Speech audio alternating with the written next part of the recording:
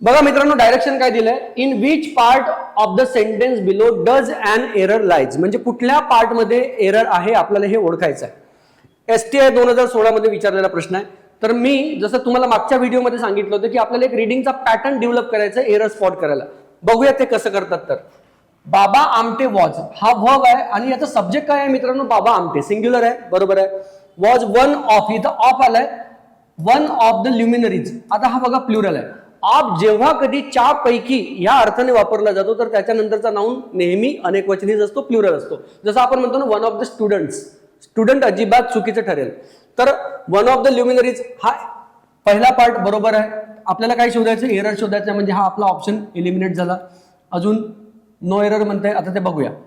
हु इथं दिलंय, याला आपण म्हणतो रिलेटिव्ह प्रोनाउन. हु, विच आणि दॅट यांच्यानंतर जो कधी वर्ब येतो ना मित्रांनो, तो नेहमी कुणाच्या अकॉर्डिंग असतो माहितीये का, याच्या अगोदर येणारा नाउन, ज्याला आपण अँटीसिडेंट नाउन म्हणतो. तर हे बघा इथं प्लुरल दिलेलं आहे आणि हे अगदी बरोबर आहे, कारण ऑफ नंतरचा आहे. तो हु नंतर इथं जो वर्ब दिलाय तो अजिबात चुकलेला आहे. इथं असायला पाहिजे वर, कारण हा वर कुणासाठी आहे, हु साठी, परंतु हु कुणासाठी आहे, ल्युमिनरीज. म्हणजे आपला आन्सर काय असेल, सेकंड.